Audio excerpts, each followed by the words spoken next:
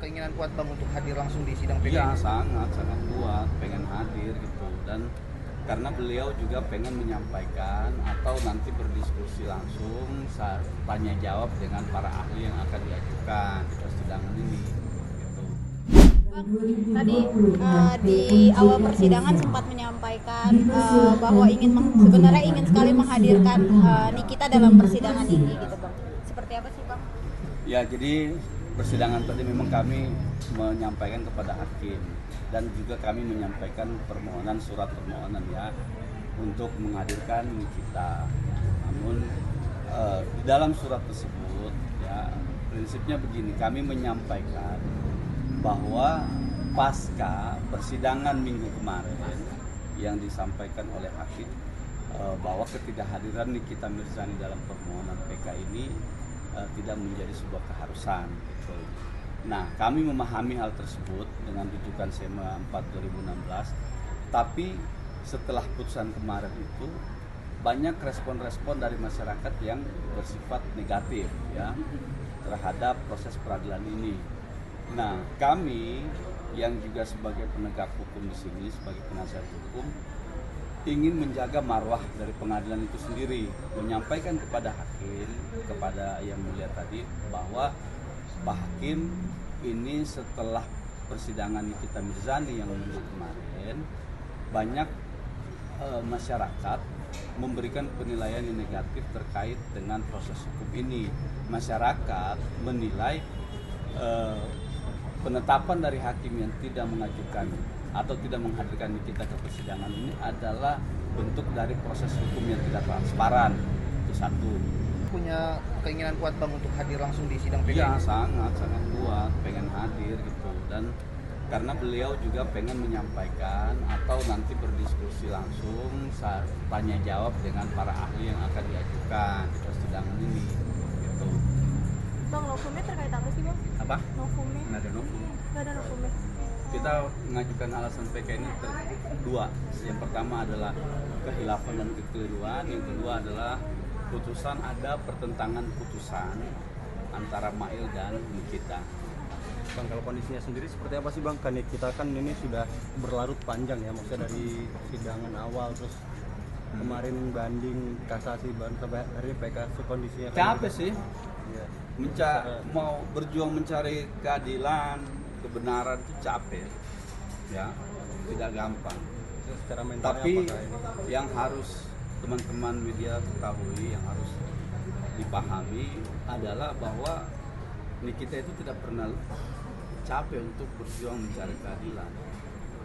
Dengan kondisinya dia yang kita tahu dulu karena sakit, terus waktu itu pernah dirawat juga, lalu sembuh lagi, lalu bangkit lagi untuk mencari kebenaran ini. Nah, itu adalah bagian dari proses yang tadi saya bilang capek mencari keadilan. Tapi harus gitu. Kalau tidak dibiarkan begitu saja, maka ketidakadilan ini akan merajalela jadinya. Tapi seberapa optimis Bang Nikita dengan proses PK ini? Kalau Nikita dan kami tim itu optimisnya insya Allah masih konsisten 100% konsisten bahwa permohonan PK ini akan diterima gitu. Nanti insya Allah mudah-mudahan dengan PK ini kami berharap ya majelis hakim atau hakim pada Mahkamah Agung yang nanti akan memeriksa PK ini ya dapat melihat secara objektif, komprehensif dan utuh mengenai fakta di dalam persidangan sebelumnya. Karena kan sifatnya adalah PK, jadi boleh menilai fakta, menilai hukum, itulah sifat dari PK itu. Juga fakti bisa dikoreksi, judex juris bisa dikoreksi gitu. Kalau anak-anak Nikita Dalam berbagai, khususnya di media sosial ya, bahwa kalau Nikita Mirzani tidak dihadirkan, maka ada kemungkinan terjadi sebuah ketidakadilan dalam proses penegakan hukum yang dialami oleh Nikita Mirzani. Oleh karenanya kami menyampaikan kepada hakim yang mulia bahwa inilah yang saat ini terjadi adalah stigma-stigma buruk di masyarakat itu lagi menyoroti pengadilan, khususnya hakim. Nah, kami ingin menjaga pengadilan supaya pandangan-pandangan tersebut tidak menjadi sebaran-sebaran yang menjadi luas gitu kan, dengan meminta kepada hakim untuk tetap menghadirkan Nikita. Nah, hakim menyampaikan kepada kami bahwa nanti akan kami pertimbangkan lagi ya terkait dengan itu, dan hakim menyampaikan apresiasi kepada kami yang sudah ikut juga menjaga wibawa dan marwah dari pengadilan ini sendiri gitu. Nah, oleh karenanya hakim berpendapat tadi kami akan pertimbangkan di persidangan berikutnya gitu. Tanggal berapa? Di minggu depan tanggal 8. Tadi juga sempat disampaikan kepada hakim itu Bang, ada kalimat emosional sekali dari pihak kuasa hukum tentang anak-anak Nikita Mirzani yang memang sebenarnya ini bukan ajang belas kasihan Bang, tapi perjuangan. Itu gimana Bang? Ya memang makanya tadi saya sedih ya, apa namanya, kami tuh ya, saya itu menilai Nikita Mirzani ini dipaksa atau dihukum dengan skenario hukum yang cacat. Ya, tadi saya bilang di awal pembukaan tadi saya bilang alasan kami masih berdiri tegak di sini mencari keadilan itu karena ketiga anak gitu. Nah, anak ini harus kehilangan sosok ibu sekaligus ayah sekaligus sebagai tulang punggung. Yang mana kita ketahui Nikita Mirzani adalah seorang single mom yang tidak mempunyai yang saat ini berjuang ya sendiri mencari keadilan untuk ketiga anaknya. Nah, itulah tadi mengapa saya sedikit terharu ya, karena memang itu yang kami lihat, menilai dari putusan-putusan hakim. Tadi sudah kami sampaikan semua karena dibatasi dengan waktu ya oleh majelis juga tadi, jadi kami menyampaikan poin-poin pentingnya saja gitu. Di mana letak kehilafan hakim dalam putusan tingkat pertama, tingkat banding dan tingkat kasasi. Nah, itulah yang tadi kami sampaikan, yang sudah kami paparkan, dan hakim sendiri mengatakan bahwa kami sudah sangat jelas mengetahui materi substansi dari permohonan PK ini gitu.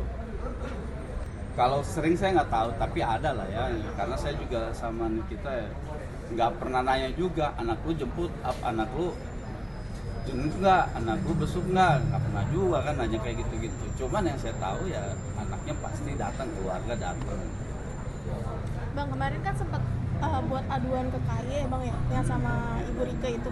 Itu hasilnya apa sih Bang? Ada outputnya gitu? Masih, jadi ada pemberitahuan melalui email, karena kan sifat kalau sekarang itu di KY ada by email ya. Nah, terakhir itu adalah masih proses penelaah dokumen atau bukti. Nanti setelah dari itu penelaah dokumen, kami akan diperiksa untuk memverifikasi dokumen tersebut, di mana diperoleh, misalnya bagaimana dengan keterangan apa isi dokumen ini menjelaskan apa. Nah, itu nanti akan berproses. Tapi alhamdulillah sudah direspon oleh KY juga gitu, bahwa diberitahukan kepada kami sudah dalam proses penelaahan dokumen. Ini kan dikawal juga sama RDP ya Bang.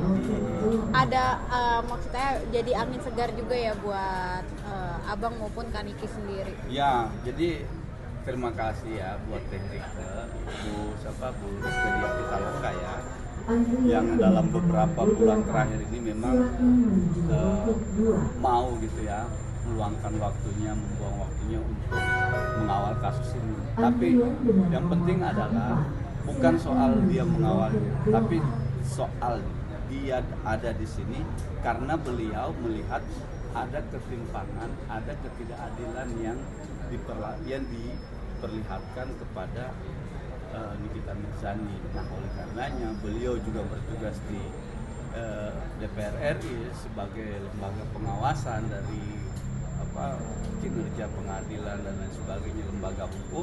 Nah, beliau alhamdulillah mau membantu dan ikut berpartisipasi juga dalam pengawalan kasus ini. Kami berterima kasih kepada beliau. Gak sempat baca? Dengerin aja. Klik icon text to speech, gak pakai ribet di okezone.com.